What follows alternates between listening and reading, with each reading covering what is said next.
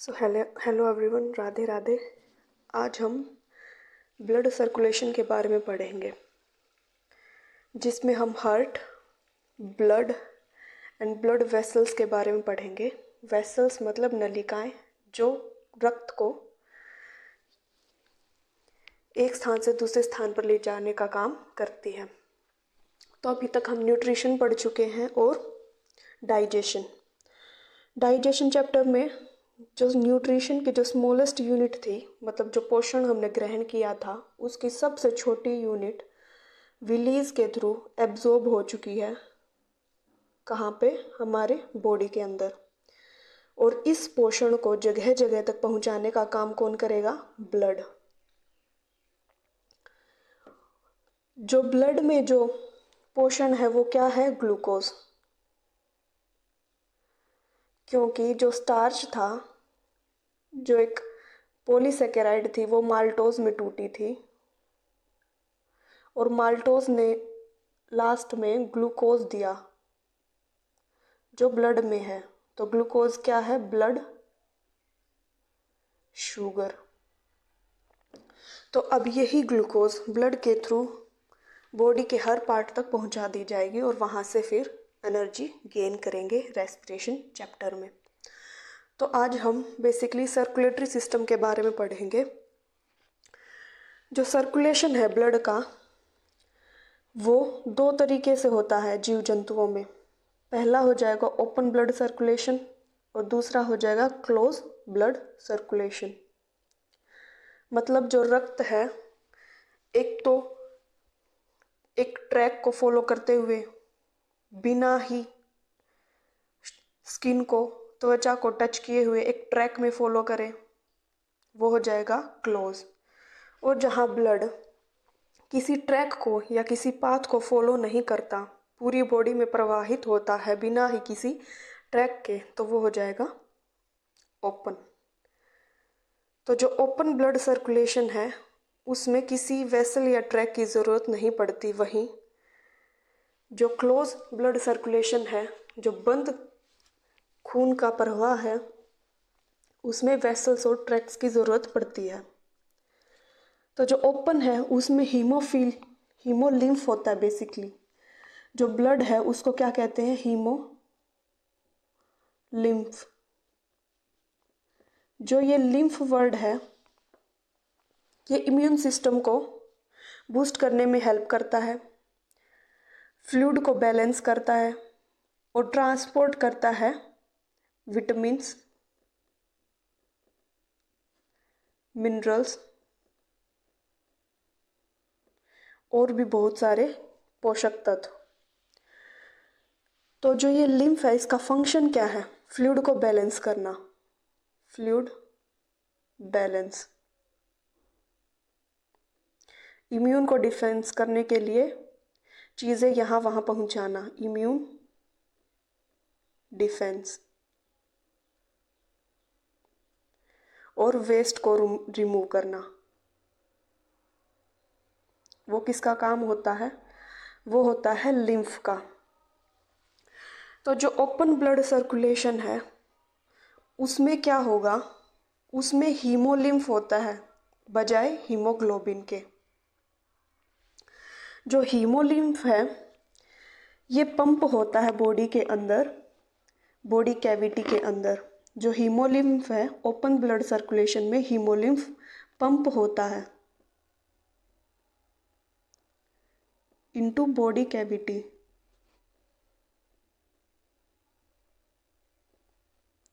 और जो ये बॉडी कैविटी है, ये क्या कहलाती है? हीमोकोइल। हीमोकोइल मतलब जो ओपन ब्लड सर्कुलेशन है, या जिन जीव जंतुओं में ओपन ब्लड सर्कुलेशन देखा जाता है, उनकी जो बॉडी कैविटी है वो है हीमोकोइल और उसमें हीमोलिम्फ पंप किया जाता है। वहीं जो क्लोज ब्लड सर्कुलेशन है, उसमें ब्लड का जो सर्कुलेशन है किसके थ्रू होता है? मतलब ब्लड सर्कुलेशन जो होता है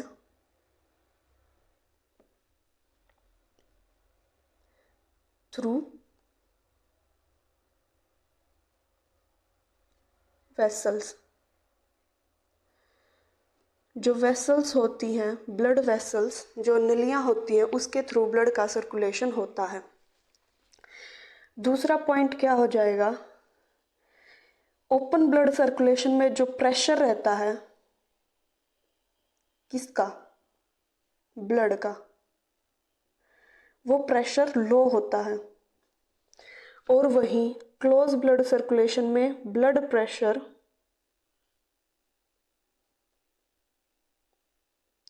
हाई होता है। इसका क्या मतलब है, मतलब जो ब्लड है वो हाई प्रेशर से फ्लो कर रहा होगा, और वहीं ओपन ब्लड सर्कुलेशन में लो प्रेशर के साथ ब्लड आगे बढ़ेगा। तो ओपन ब्लड सर्कुलेशन के 2 पॉइंट और क्लोज ब्लड सर्कुलेशन के 2 पॉइंट। अब बात कर लेते हैं इनके एग्जाम्पल की, कौन से जीव जंतुओं में ओपन ब्लड सर्कुलेशन देखा जाएगा। तो मोस्ट इम्पोर्टेंट एग्जाम्पल हो जाएगा कॉकरोच। ये पूछा जाता है डी ग्रुप या चाहे हायर एग्जाम्स। और स्पाइडर। फिर जब हम एनिमल किंगडम के बारे में पढ़ेंगे तो उसमें हम अलग अलग फाइलम पढ़ेंगे, ऑर्गेनिज्म के जो जीव जंतु हैं उनके अलग अलग फाइलम पढ़ेंगे। तो उनमें से आता है मोलस्का। जो मोलस्का होते हैं, जो मोलस्का फाइलम है, उसकी स्किन सॉफ्ट होती है। तो उसमें से जो रहेंगे जिनमें ओपन ब्लड सर्कुलेशन रहता है वो कौन से हो जाएंगे, स्नेल, काल्म्स एंड ऑयस्टर्स। मतलब मोलस्का संघ के स्नेल, काम और ऑयस्टर में भी ओपन ब्लड सर्कुलेशन देखने को मिलेगा। उसके अलावा एक और फाइलम होता है एक्नोडर्मेटा। जो ये मोलस्का है, एक्नोडर्मेटा है, और जो आर्थ्रोपोड्स वगैरह जो फाइलम है वो हम एनिमल किंगडम में पढ़ेंगे बहुत अच्छे से। तो एक्नोडर्मेटा में क्या रहता है, जो उनकी स्किन है उनके ऊपर कांटे रहते हैं। तो इससे क्या याद रखेंगे, स्टारफिश। स्टारफिश के अंदर भी कैसा ब्लड सर्कुलेशन रहेगा, ओपन। वहीं जब हम क्लोज ब्लड सर्कुलेशन के एग्जाम्पल की बात करेंगे तो उसमें मैमल्स जैसे ह्यूमंस हो गए, बर्ड्स, पशु पक्षी, रेप्टाइल्स, इन सभी में क्लोज्ड ब्लड सर्कुलेशन देखने को मिलता है।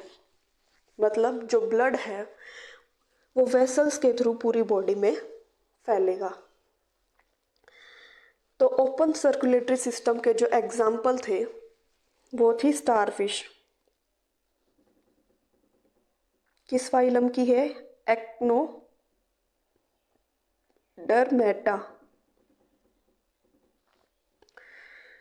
ये है कॉकरोच। कॉकरोच में बेसिकली चैम्बर प्रेजेंट है और हार्ट भी प्रेजेंट है, लेकिन इसमें वेसल्स नहीं होती, नलिकाएं नहीं होती जिसके थ्रू ब्लड यहाँ वहाँ सर्कुलेट हो। तो इसमें डायरेक्टली जो ये हीमोकोइल है, ये जो बॉडी कैविटी है, उसके हर पार्ट तक ब्लड बिना वेसल के पहुँच जाता है। और एग्जाम्पल देखें तो क्रैब्स, केकड़ा, लॉबस्टर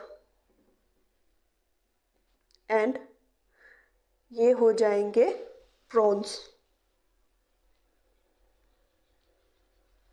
तो इनमें भी ब्लड सर्कुलेशन कैसा होगा, ओपन। उसके अलावा जो मोलस्का संघ था, मोलस्का जिनकी स्किन सॉफ्ट रहती है, उसमें क्या आएगा, स्नेल, क्लेम एंड ऑयस्टर।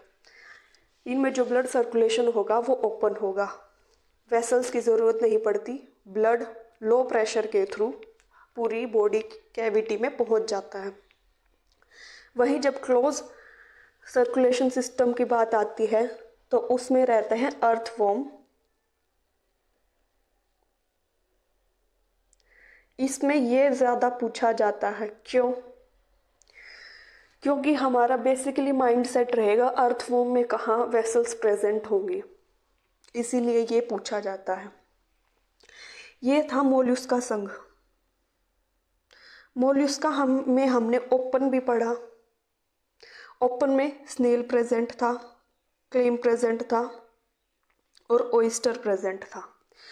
उसके अलावा जब क्लोज की बात आती है तो क्लोज में रहेंगे ऑक्टोपस। क्यों? ऑक्टोपस के पास 3 हर्ट हैं और इसका जो ब्लड होता है उसमें ब्लू ब्लड होता है। किसकी वजह से? कॉपर की वजह से। और इसके ब्लड को क्या कहते हैं? हीमोसाइन।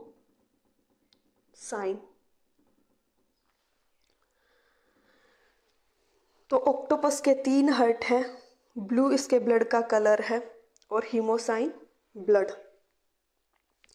तो जो ये एग्जाम्पल हो जाएगा ऑक्टोपस, स्क्विड अलग कलर से, जो ऑक्टोपस है, जो स्क्विड है और कटल फिश है, इसमें कैसा होगा? Closed circulatory system. वो एक्सेप्शंस हो जाएंगे octopus, squid and cuttle fish. ये क्वेश्चन भी पूछा जाता है। जो ऑक्टोपस है वो मोलस्का संघ से है। हम जनरली सोचेंगे कि इसमें कहाँ वेसल्स प्रेजेंट होंगी, बट नहीं, इसमें वेसल्स प्रेजेंट होती हैं और ब्लड क्लोज सिस्टम में फ्लो करता है।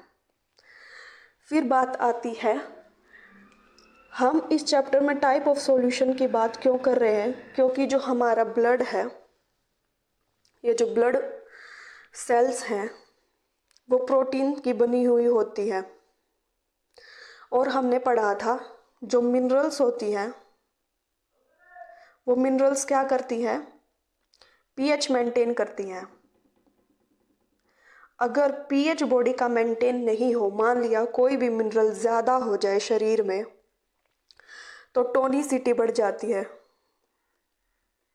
टोनिसिटी का क्या मतलब है? Quantity of ions. जो आयंस रहते हैं शरीर के अंदर, उनकी क्वांटिटी बढ़ जाएगी, जिसकी वजह से जो ब्लड सेल है उसको दिक्कत हो सकती है। या तो वो ज़्यादा श्रिंक हो जाएगा, सिकुड़ जाएगा, या अपनी एक्चुअल शेप से ज़्यादा बड़ा हो जाएगा, जिसकी वजह से दिक्कत आएगी। जैसे हमने पढ़ा था विटामिन B9, उसकी वजह से माइग्लोब्लास्टिक एनीमिया हुआ था, जिसमें ब्लड सेल रप्चर हो जा रही थी। अगर विटामिन B9 की डेफिशिएंसी होगी तो जो आयंस की क्वांटिटी है वो ऊपर नीचे हो जाएगी, जिसकी वजह से दिक्कत रहती है, जैसे मैग्लोब्लास्टिक एनीमिया। और वहीं अगर साइज और शेप भी चेंज हो जाती है तो उसमें भी क्या रहती है? दिक्कत, क्योंकि फिर ब्लॉकिंग होगी और फंक्शन अच्छे से नहीं होगा। तो इसीलिए इस चैप्टर में हम आयंस के बारे में, टोनिसिटी के बारे में और सॉल्यूशन के बारे में भी पढ़ेंगे, और यहाँ से जो क्वेश्चन पूछा जाता है उसके बारे में भी डिस्कस करेंगे। पहले होता है हाइपरटोनिक। टोनिसिटी क्या थी? जिसमें आयन की क्वांटिटी के बारे में बात हो, और हाइपर का मतलब होता है मोर। हाइपर का क्या मतलब हो जाएगा? मोर। जहाँ पे जो आयंस की प्रेजेंस है वो ज़्यादा हो जाए, मतलब आयंस ज़्यादा बढ़ जाए, तो क्या रहेगा? मान लिया एक सॉल्यूशन है, हाइपरटोनिक सॉल्यूशन। इस सॉल्यूशन में आयंस की मात्रा ज़्यादा होगी और वाटर की मात्रा कम। और इस सॉल्यूशन में अगर मैंने अपना ब्लड सेल डाल दिया तो क्या होगा? ब्लड सेल के अंदर वाटर ज़्यादा है और ब्लड सेल के बाहर आयंस ज़्यादा है। तो जो वाटर का मूवमेंट होगा, ये वाटर अंदर से बाहर की तरफ मूव करना शुरू कर देगा, मतलब इस सॉल्यूशन में आना शुरू कर देगा। अगर वाटर बाहर आ जाएगा तो ब्लड सेल क्या कर जाएगी, सिकुड़ जाएगी, श्रिंक कर जाएगी। तो वो अगर जब कोई सेल सिकुड़ जाता है तो वो सॉल्यूशन कैसा होगा, हाइपरटोनिक सॉल्यूशन होगा, उसमें आयंस की मात्रा ज़्यादा होंगी।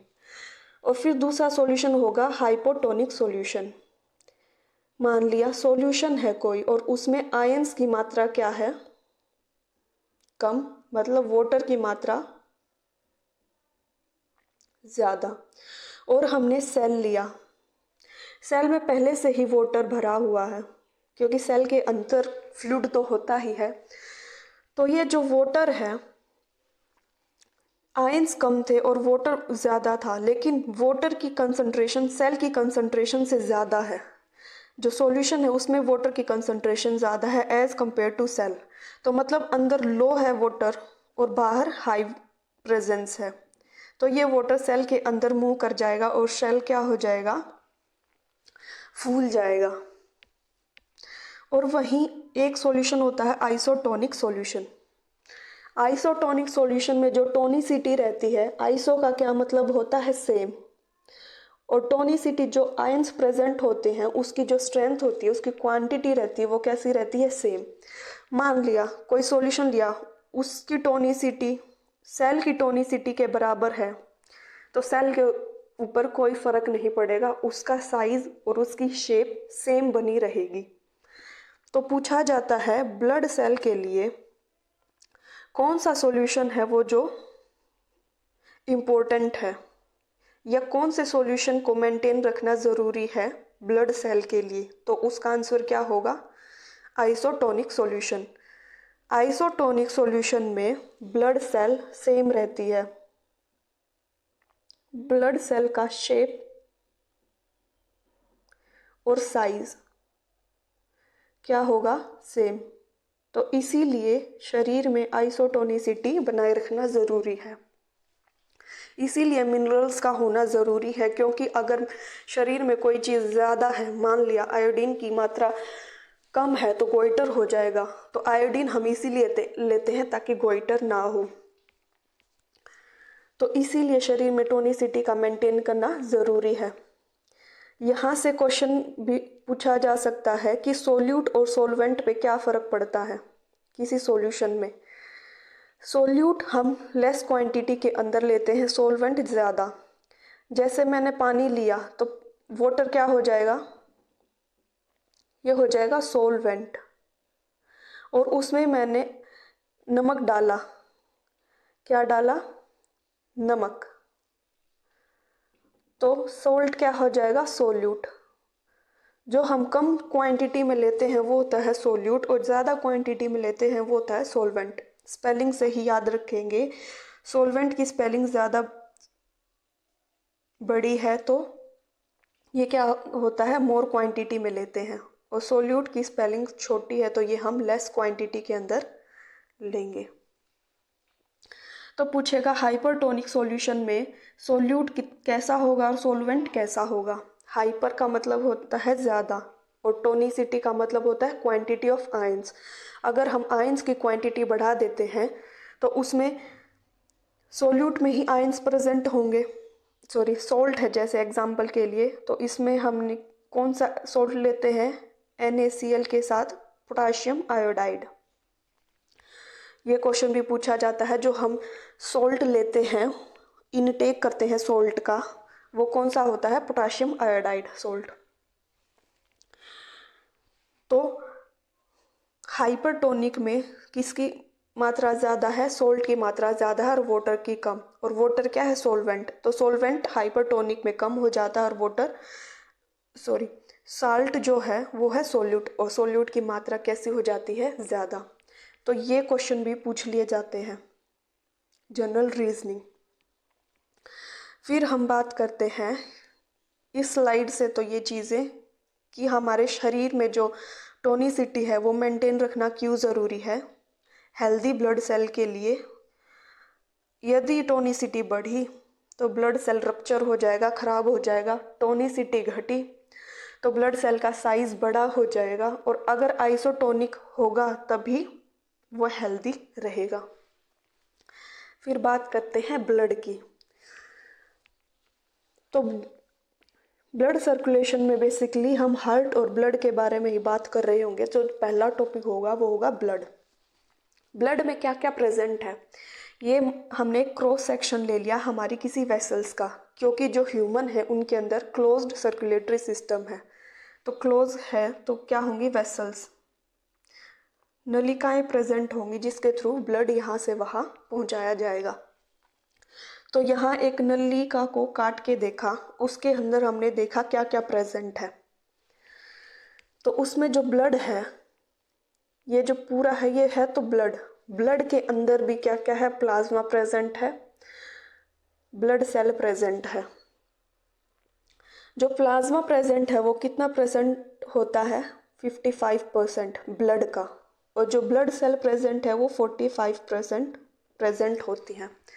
वहीं वाटर की बात की जाए तो प्लाज्मा में वाटर 95 to 8% प्रेजेंट होता है।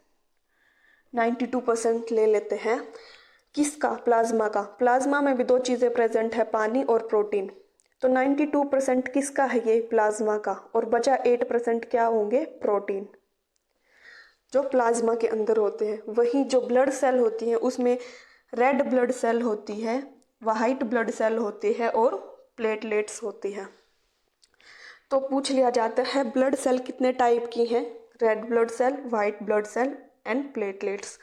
वहीं वाइट ब्लड सेल भी 5 टाइप की होती है, जो आगे स्लाइड में पढ़ेंगे। यहाँ देख लेंगे रेड ब्लड सेल 41% है, क्योंकि यहाँ 45% था, और इस 45% में से 41% क्या हो जाएंगी, रेड ब्लड सेल। बचती हुई 4% क्या हो जाएंगी, वाइट ब्लड सेल। और जो प्लेटलेट्स हैं वो बहुत कम मात्रा में। और ये जो वाइट ब्लड सेल है वे 5 टाइप के हैं, lymphocyte, basophil, eosinophil, monocyte and neutrophil. इनके बारे में हम आगे बाद में पढ़ेंगे। बात करते हैं प्लाज्मा की। प्लाज्मा में क्या देखा, जो ब्लड है, ब्लड का कितना परसेंट है प्लाज्मा, 55%। और इसमें भी जो वाटर है वो प्रेजेंट है 92%। एंड जो प्रोटीन है वो कितना प्रेजेंट है, 8%। हम प्रोटीन के बारे में न्यूट्रिशन चैप्टर में कर चुके हैं। ब्लड के अंदर कौन कौन से प्रोटीन प्रेजेंट हैं, तो कौन कौन से थे, globulin, globulin, albumin, fibrin and fibrinogen.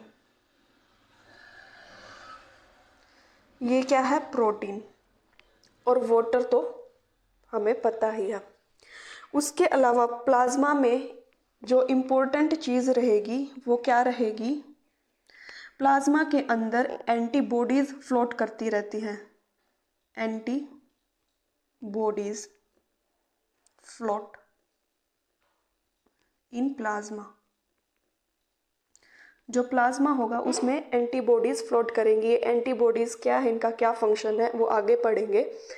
लेकिन पूछा जाएगा एंटीबॉडीज़ कहाँ प्रेजेंट होती है, तो वो प्लाज्मा के अंदर प्रेजेंट होती है। इसके अलावा प्लाज्मा में ही प्रेजेंट होते हैं clotting, anti clotting agent. Clotting का मतलब है किसी चीज़ को क्लोट कर देना, एग्रीगेट कर देना, उसकी गांठें बना देना। तो जो क्लोटिंग एजेंट होता है वो कौन होगा, फिब्रिनोजन।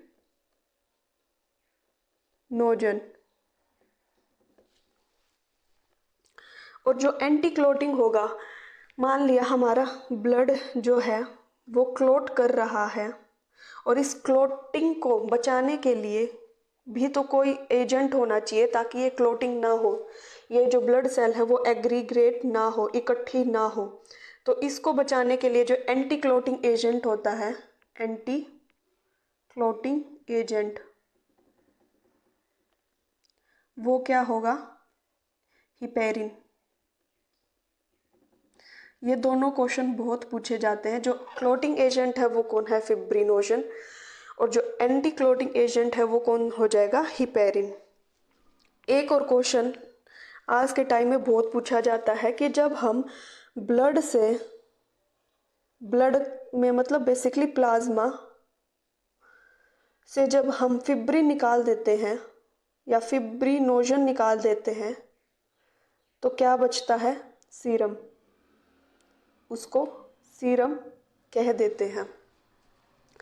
जब हम किसी का ब्लड लेते हैं किसी दूसरे व्यक्ति को चढ़ाने के लिए तो उसमें हम बेसिकली प्लाज्मा को ही उठाते हैं, और प्लाज्मा में से जब हम फिब्रिनोजन निकाल देंगे, क्योंकि फिब्रिनोजन तो क्लॉट कर देगा और बाहर शरीर के बाहर तो हिपेरिन होगा नहीं, तो फिब्रिनोजन को निकाल लिया जाता है। तो जो सीरम बचता है वो क्या होता है, जब हम प्लाज्मा से फिब्रिनोजन निकाल लेते हैं वो क्या कहलाता है, सीरम। अब जो क्लोटिंग है, क्लोटिंग कौन कौन करवा रहा है, क्लोटिंग करवा रहा है फिब्रिनोजन। इसके अलावा ब्लड क्लोटिंग में जो हेल्प करते हैं वो क्या होते हैं, एक तो होगा विटामिन, ऐसा विटामिन जो ब्लड क्लोटिंग में हेल्प करे। दूसरा फैक्टर्स, कुछ फैक्टर्स होते हैं जिसकी वजह से ब्लड क्लोटिंग प्रमोट होती है। तीसरा होता है प्रोटीन, वो कौन से प्रोटीन है जो ब्लड क्लोटिंग में हेल्प करते हैं। तो विटामिन के जो होता है वो ब्लड कोगुलेशन या ब्लड क्लोटिंग में हेल्प करता है। और फैक्टर्स कौन हो जाएंगे, 8 एंड 9। ये क्वेश्चन पूछा जाता है कि कौन सा विटामिन ब्लड क्लोटिंग में हेल्प करता है, ये हम न्यूट्रिशन में भी कर चुके।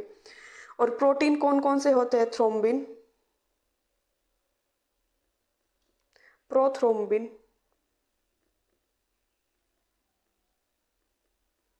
Fibrin and fibrinogen. ये सब क्या है, क्लोटिंग में हेल्प करते हैं। CLO ये क्या करेंगे, क्लोटिंग के अंदर हेल्प करेंगे।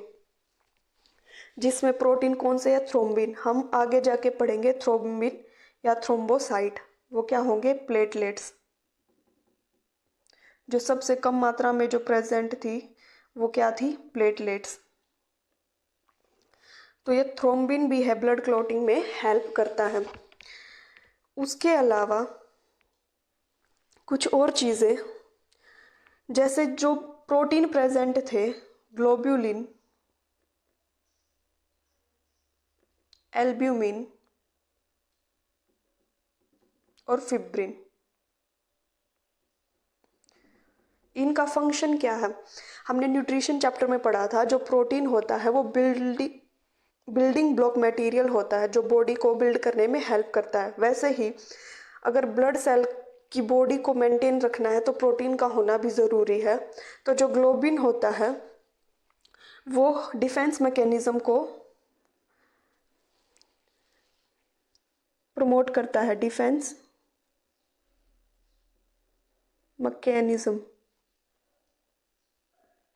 को प्रमोट कौन करेगा, ग्लोब्यूलिन, मतलब उसकी रक्षा को करना। एल्ब्यूमिन ओस्मेटिक जो बैलेंस है उसको बनाएगा, ओस्मेटिक बैलेंस। ओस्मेटिक बैलेंस से क्या मतलब है, जो अभी हमने ये पढ़े थे, जो सॉल्यूशन है उसके अंदर आयंस को बनाए रखना, जिसकी वजह से जो ओस्मोसिस प्रोसेस होता है, डिफ्यूजन प्रोसेस होता है, या सोलवेंट का जो मूवमेंट होता है उसको बनाए रखने का काम कौन से प्रोटीन का होगा, एल्ब्यूमिन प्रोटीन का। और फिब्रिन तो क्लोटिंग में हेल्प करता ही है। तो ये था हमारा प्लाज्मा। प्लाज्मा में क्या क्या चीज़ें थी, बेसिकली 55% जो होता है वो ब्लड का होता है, जिसमें से जो वाटर है वो 92% और प्रोटीन है 81%। प्रोटीन हो जाएंगे globulin, albumin, fibrin and fibrinogen. Albumin का काम है ओस्मेटिक बैलेंस को बनाए रखना, ग्लोब्यूलिन का काम है डिफेंस मैकेनिज्म, फिब्रिन और फिब्रिनोजन किस में काम करते हैं, क्लोटिंग के अंदर, गांठ बनवाने के अंदर, और जो एंटी क्लोजिंग एजेंट होता है वो कौन सा होता है, हिपेरिन। और सीरम क्या होगा, जब हम प्लाज्मा से फिब्रिनोजन निकाल लेंगे। और मोस्ट इम्पोर्टेंट बात, एंटीबॉडीज कहाँ फ्लोट करेंगी, वो फ्लोट करेंगी प्लाज्मा के अंदर। इसके बाद बात करते हैं ब्लड सेल की। तो ब्लड सेल में हमने आरबीसी पढ़ा था, डब्ल्यूबीसी पढ़ा था और प्लेटलेट्स। ये है आरबीसी, ये डब्ल्यूबीसी और ये प्लेटलेट्स। जो प्लेटलेट्स होते हैं इनका दूसरा नाम क्या होता है, थ्रोम्बोसाइट।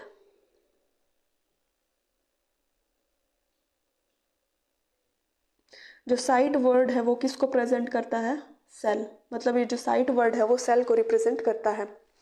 तो प्लेटलेट्स का दूसरा नाम क्या होगा, थ्रोम्बोसाइट। और जो थ्रोम्बिन प्रोटीन था वो किस में हेल्प कर रहा था, क्लोटिंग के अंदर। तो प्लेटलेट्स की शेप कैसी है, इरेगुलर। इनकी शेप कैसी है, इनकी शेप है इरेगुलर, शेप हो जाएगी इरेगुलर। और इनका लाइफ स्पैन कितना है, मतलब इनका जीवन चक्र कितना है, वो हो जाएगा 7 to 10 डेज।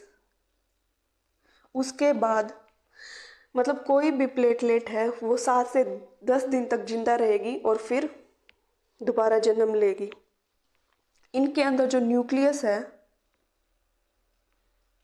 वो अब्सेंट होता है, मतलब न्यूक्लियस प्रेजेंट नहीं होता, क्योंकि सेल के अंदर क्या है, न्यूक्लियस हो गए और अदर सेल ऑर्गेनेलीज होंगी।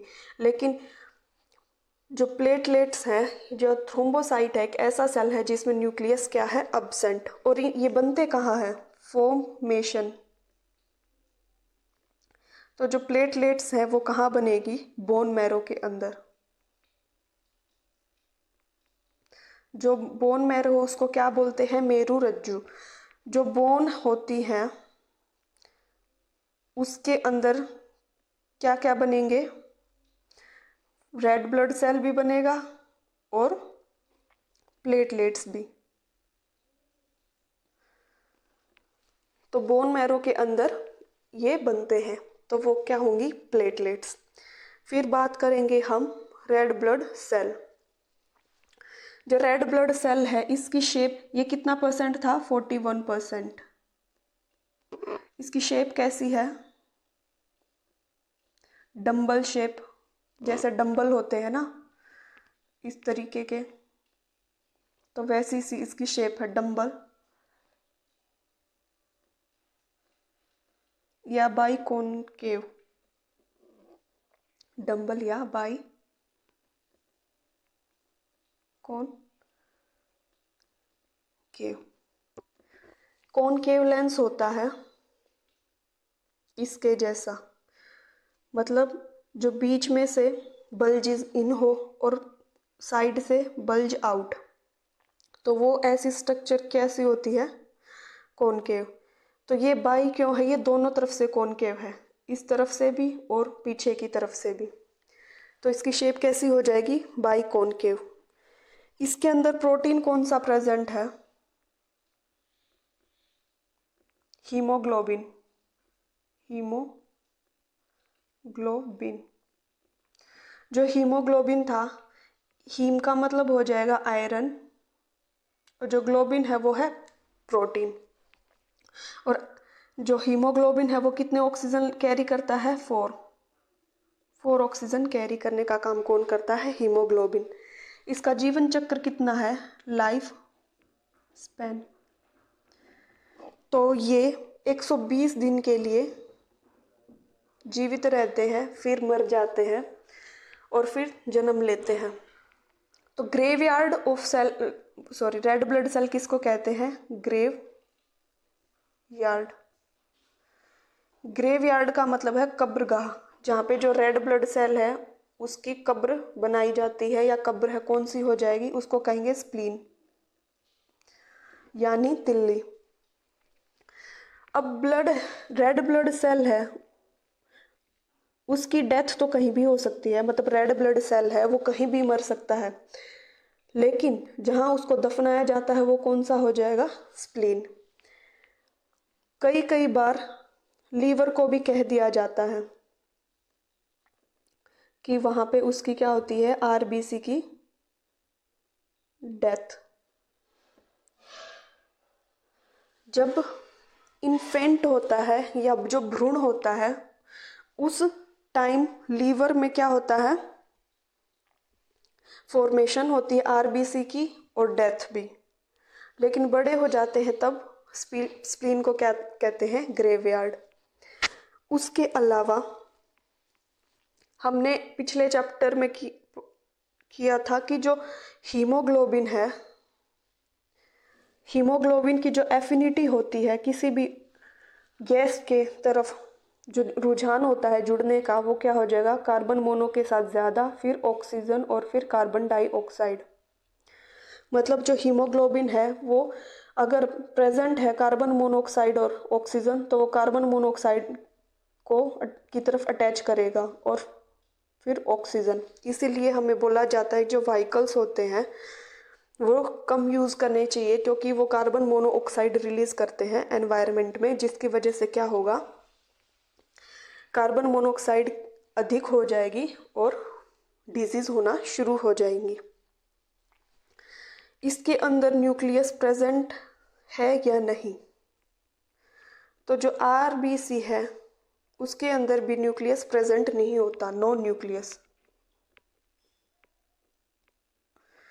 तो न्यूक्लियस प्रेजेंट होने का एक्सेप्शन क्या है? मतलब रेड ब्लड सेल में तो न्यूक्लियस प्रेजेंट ही नहीं है, लेकिन जो मस्क डियर है, जो हिरन है, उसके अंदर न्यूक्लियस प्रेजेंट होगा। फिर पूछा जाता है जो लार्जेस्ट आरबीसी है, मतलब सबसे बड़ी आरबीसी, मान लिया आरबीसी का साइज इतना है, लेकिन बड़ी आरबीसी किस में प्रेजेंट होगी? एलिफेंट के अंदर।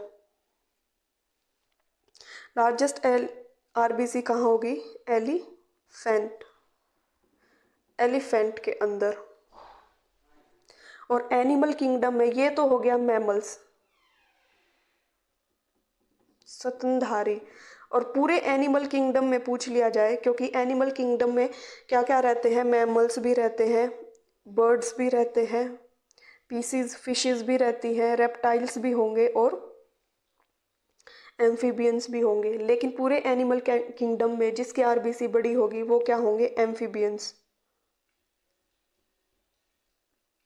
एम्फीबियंस वो ऑर्गेनिज्म हैं जो पानी के अंदर भी रहते हैं और पानी के बाहर भी। तो ये रेड ब्लड सेल की सारी इंफॉर्मेशन। रेड ब्लड सेल को किस नाम से बुलाया जाता है? तो इसका दूसरा नाम क्या हो जाएगा? Erythrocyte. Erythrocyte.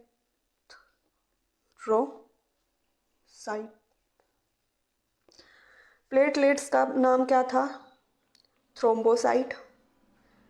Red blood cell का नाम क्या है? एरिथ्रोसाइट। अब बात करते हैं वाइट ब्लड सेल की। वाइट ब्लड सेल हैं वो 5 टाइप के होते हैं, लेकिन इन 5 टाइप को भी 2 कैटेगरी में डिवाइड किया गया है। ग्रेन्यूल, ग्रेन्यूल ए, ग्रेन्यूल। ग्रेन्यूल जिनके ऊपर दाने दाने से प्रेजेंट है, ए ग्रेन्यूल जिनके ऊपर दाने प्रेजेंट नहीं है। तो जो ग्रेन्यूल होंगे उनको हम एक ट्रिक से याद करेंगे, बेन। एक बेन 10 शो आता था, उसमें जो उनका ग्रैंड पा रहता था, दोनों बच्चों का, लड़का और लड़की, तो उससे याद करेंगे ग्रैन के साथ कौन है? बेन। बी का क्या मतलब हो जाएगा? Basophil, basophil. ई का मतलब हो जाएगा एसिनोफिल। और एन का मतलब हो जाएगा न्यूट्रियोफिल। बेसोफिल, एसोफिल, न्यूट्रियोफिल। और ए ग्रेन्युअल में कौन होंगे? Monocyte and लिम्फसाइट।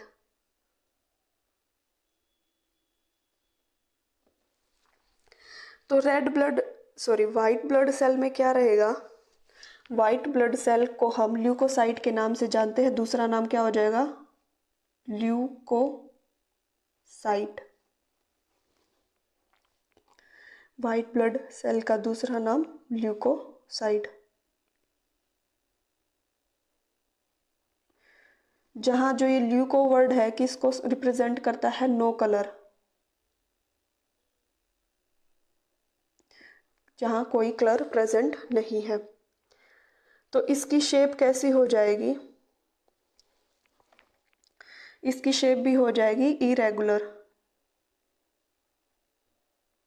क्योंकि इसकी एक फिक्स्ड शेप नहीं है। लाइफ स्पैन कितना है,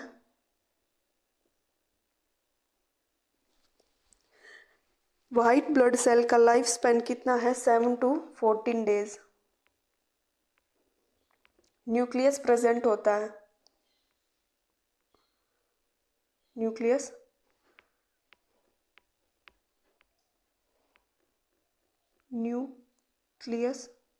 प्रेजेंट। और व्हाइट ब्लड सेल का फंक्शन क्या है, डिफेंस।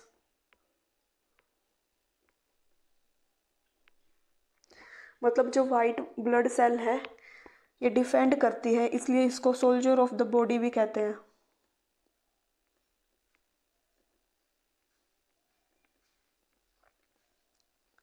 या blood, soldier of the blood भी बोला जाता है।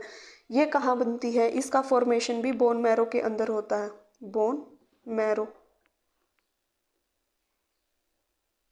मतलब मेरू रज्जु में इसका क्या होता है, फॉर्मेशन। मेरू रज्जु के अंदर ये बनती है। ये क्या हो जाएगी, वाइट ब्लड सेल। इससे जब वाइट ब्लड सेल की जो मात्रा है वो शरीर में बढ़ने लगती है तब क्या होता है, वाइट ब्लड सेल जो है वो डिफेंस मैकेनिज्म में हेल्प करती है, मतलब डिफेंड करती है। शरीर में कोई भी अगर पैथोजन है या कोई भी ऐसी चीज़ है जो शरीर के लिए हानिकारक है उसको ढूंढ के मारने का काम करेगी कौन, वाइट ब्लड सेल। फिर भी इसका लाइफ स्पैन सबसे कम है देखा जाए तो, क्योंकि ब्लड सेल जो रेड ब्लड सेल थी उसका 120 डेज था। और वाइट ब्लड सेल का इतना मेजर और मुख्य काम है ना कि शरीर को डिफेंड करना है किसी भी पैथोजन से या किसी भी ऐसी चीज़ से जो शरीर के लिए अच्छी नहीं है। फिर भी अगर ये अपनी मात्रा को बढ़ा लेती है शरीर के अंदर तो उसकी वजह से क्या होता है, ल्यूकेमिया। ल्यूकेमिया जिसको क्या कहते हैं, ब्लड कैंसर। ल्यूकेमिया क्या है, ब्लड कैंसर।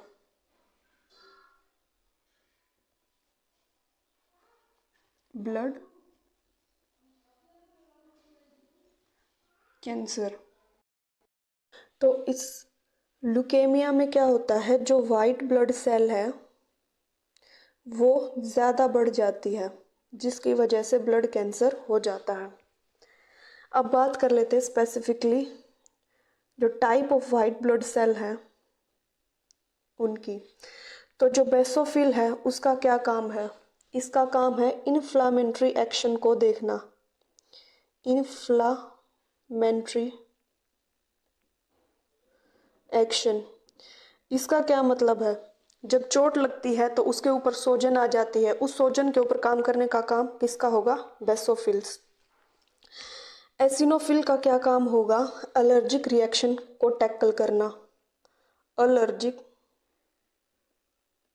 रिएक्शंस को टैकल करना बेसिलोफिल। वहीं न्यूट्रोफिल और मोनोफिल का क्या काम होगा, फाइगोसाइटिस। फाइगोसाइटिस, फाइगोसाइटिस का क्या मतलब है, अगर कोई ब्लड के अंदर कोई पैथोजन है या कोई बुरी चीज़ है जिससे खतरा है इम्यून सिस्टम को, तो उसको मार के खा जाने का काम किसका होगा, न्यूट्रोफिल एंड मोनोसाइट। फिर आता है लिम्फोसाइट। जो लिम्फोसाइट है वो दो टाइप के होते हैं, T lymphocyte and B lymphocyte. जो टी लिम्फोसाइट है इसका ट्रेनिंग स्कूल क्या होगा, ट्रेनिंग स्कूल, ये होगा थाइमस ग्लैंड, थाइमस ग्लैंड। तो ये जो टी लिम्फोसाइट है वो ट्रेनिंग कहाँ से करता है? थाइमस ग्लैंड से। और यही टी लिम्फोसाइट इम्यून सिस्टम को बूस्ट करेगा। क्या करेगा? बूस्ट करेगा इम्यून सिस्टम को,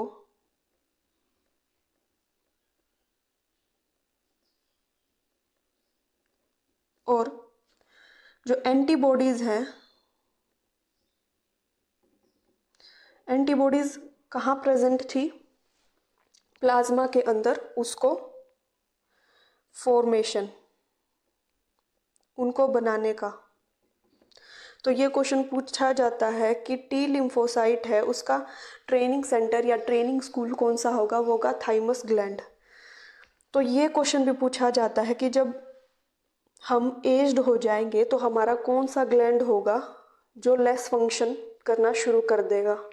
थाइमस ग्लैंड। क्योंकि जो बड़े बूढ़े होते हैं उनमें जो थाइमस ग्लैंड है वो लेस फंक्शन करना शुरू कर देगा, जिसकी वजह से उनकी इम्यूनिटी वीक होती चली जाती है। और अगर कोई बूढ़ा बुजुर्ग बीमार पड़ जाता है तो वो टाइम लेता है रिकवरी करने में, क्योंकि थाइमस ग्लैंड अच्छे से काम नहीं कर रहा। और जो वाइट ब्लड सेल का जो टी लिम्फोसाइट है जिसका काम है इम्यून सिस्टम को बूस्ट करना, वो भी अच्छे से काम नहीं कर पाएगा। तो ये थे basophil, eosinophil, neutrophil, monocyte and lymphocyte. Granules को याद करने का क्या ट्रिक थी? बेन। क्योंकि जो ग्रैंडपा हैं, उनके जो दादाजी हैं वो बेन 10 के दादाजी हैं। ए ग्रेन्यूल के लिए जिसमें भी साइट वर्ड या आ रहे हैं लास्ट में, वो क्या हो जाएंगे? ए ग्रेन्यूल्स। याद कैसे रखेंगे? फेगोसाइटिस है वो न्यूट्रोफिल ही करता है, और मोनोसाइट, जो फेगोसाइटिस का काम है, फेगोसाइट का काम करना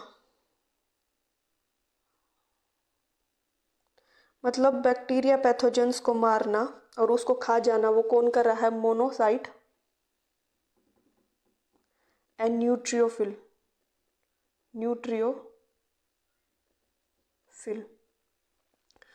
तो हम याद रखेंगे पीएम नरेंद्र मोदी, जिसमें पी का मतलब है फेगोसाइटिस करना, एन का मतलब है न्यूट्रोफिल, और एम का मतलब है मोनोसाइट। तो जो फेगोसाइटिस है उसका काम कौन कर रहा है? Monocyte and न्यूट्रियोफिल।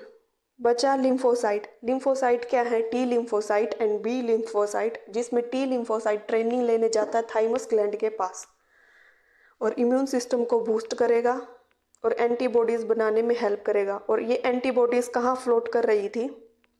प्लाज्मा में। ये थे हमारे red blood cell, white blood cell and platelets, जो किसके अंदर आती हैं? ब्लड, जिनको ब्लड सेल कहते हैं, जो ब्लड की सेल है बेसिकली। फिर बात करेंगे हम ब्लड ग्रुप के बारे में। तो ब्लड ग्रुप की शुरुआत या खोज या जो फादर ऑफ ब्लड ग्रुपिंग कहते हैं वो कौन हो जाएंगे? Karl Landsteiner. कार्ल लैंडस्टीनर, जिन्होंने ए बी ब्लड ग्रुप के बारे में या बताया था। 1901 में इनको नोबेल भी मिला था। तो वो कौन हो जाएंगे? Karl Landsteiner. फिर आए स्टर्ली एंड डिकैथलो, उन्होंने ओ ब्लड ग्रुप के बारे में बताया। स्टर्ली एंड डिकैथ, इन्होंने किसके बारे में बताया? ओ ग्रुप के बारे में। तो जो ब्लड ग्रुप होता है उसमें ए है, बी है, ए बी है, इनके कॉम्बिनेशन से, और ओ ब्लड ग्रुप। तो ये जो ह्यूमन ब्लड है वो जो रेसस मंकी है उसके ब्लड के साथ मैच खाता हुआ मिला। रेसस मंकी, तो इसने क्या चीज़ें देखी? RH फैक्टर प्रेजेंट है या नहीं।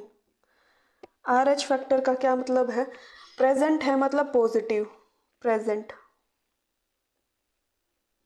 नेगेटिव मतलब अब्सेंट, मतलब एंटीजन, ये किसको रिप्रेजेंट करे हैं, एंटीजन। एक था एंटीबॉडी जो कहाँ था, प्लाज्मा। अब आया है एंटीजन जो किस पे प्रेजेंट होगा, ब्लड सेल के सरफेस पे, ब्लड सेल सरफेस। तो जिसमें एंटीजन प्रेजेंट है वो पॉजिटिव और नहीं प्रेजेंट वो हो जाएगा नेगेटिव। अब ब्लड ग्रुपिंग के बारे में बात, तो एक ट्रिक से याद करेंगे, ऊपर आ जाएगा ओ,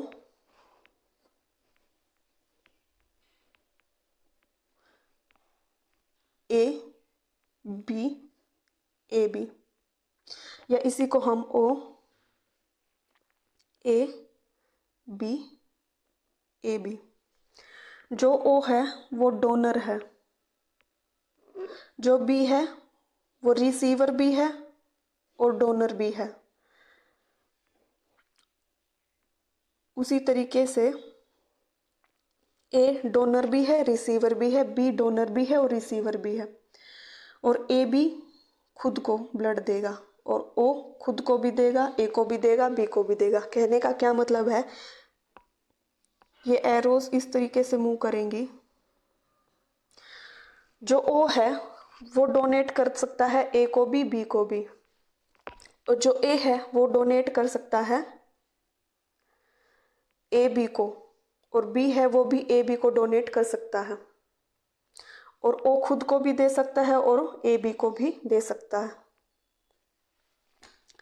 साफ साफ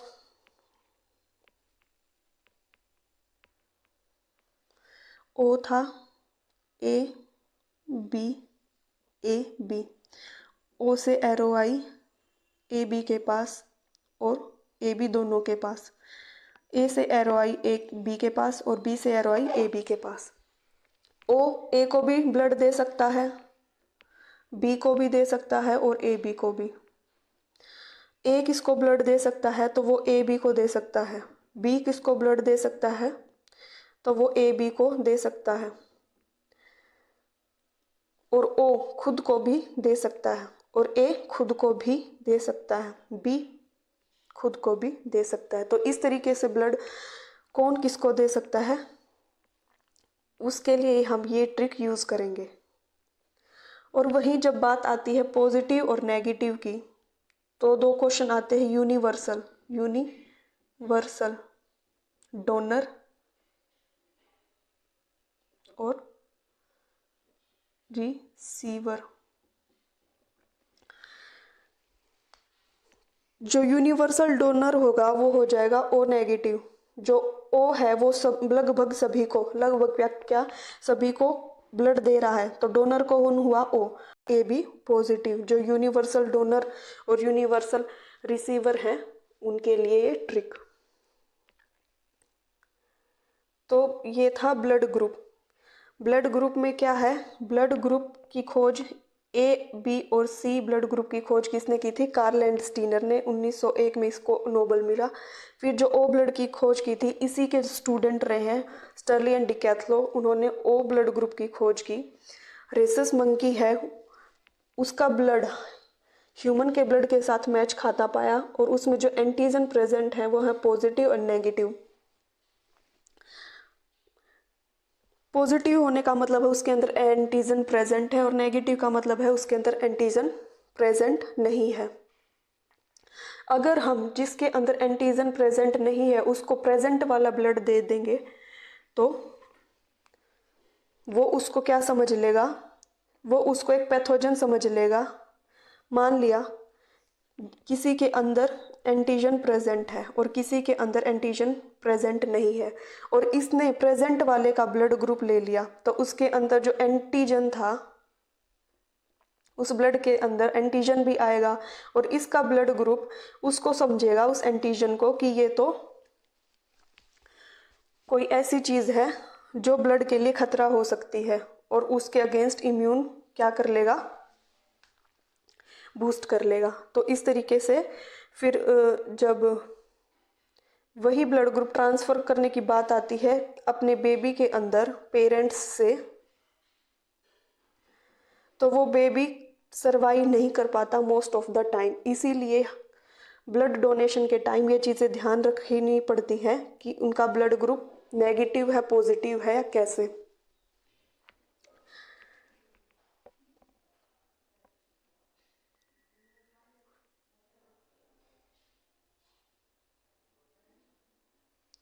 तो मेल का ब्लड ग्रुप कैसा होना चाहिए और फीमेल का,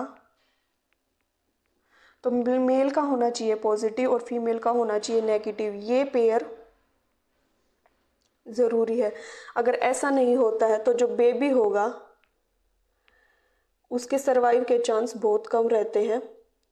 फर्स्ट बेबी होगा वो सरवाइव कर जाएगा क्योंकि वो उसके अगेंस्ट एंटीबॉडी प्रिपेयर कर लेगा, लेकिन सेकंड सरवाइव और थर्ड सरवाइव या इसके बाद सरवाइव होना बंद।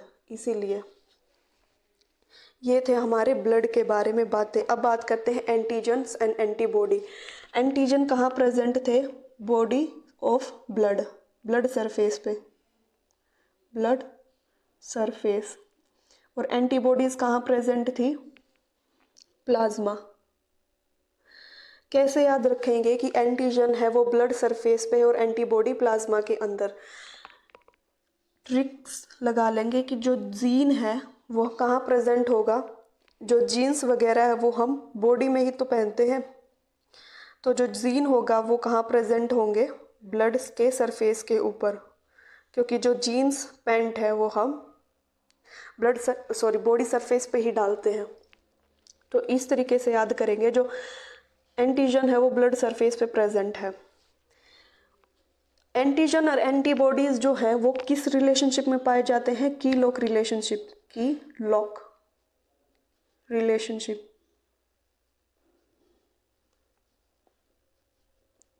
जिसमें एक की होगी और दूसरा लॉक। फॉर एग्जाम्पल इस पिक्चर के अंदर जो एंटीजन है वो क्या है? लॉक।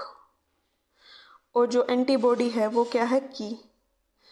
ये इसको ऐसे अटैच है। एंटीबॉडी इज अ प्रोटीन, तो एंटीबॉडी क्या है? ये प्रोटीन है, produce by the immune system. जो किसके द्वारा प्रोड्यूस की गई है? हमारे इम्यून सिस्टम के द्वारा। Response to the presence of an antigen, किसी एंटीजन के रिस्पॉन्स के लिए एंटीबॉडी प्रिपेयर होती है। तो जो ब्लड ग्रुप होगा, इससे क्या पता चलता है? जो ब्लड ग्रुप होगा वही एंटीबॉडी होगा। मतलब जिसमें जो ब्लड ग्रुप प्रेजेंट है उसमें वही एंटीजन भी प्रेजेंट है। क्या प्रेजेंट होगा? एंटीजन। जो ब्लड ग्रुप प्रेजेंट वही एंटीजन प्रेजेंट। और एंटीबॉडी कैसी होगी? अपोजिट। क्यों? क्योंकि ये की लॉक रिलेशनशिप में है। अगर एंटीजन ए है तो एंटीबॉडी क्या होगी? बी। तो एंटीजन जो होगा वही ब्लड ग्रुप होगा और एंटीबॉडी ब्लड ग्रुप के बिल्कुल अगेंस्ट। ब्लड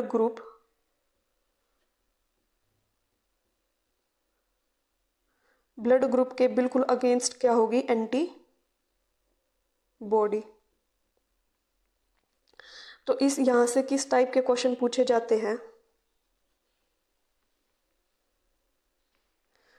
ब्लड ग्रुप है A B, A B O.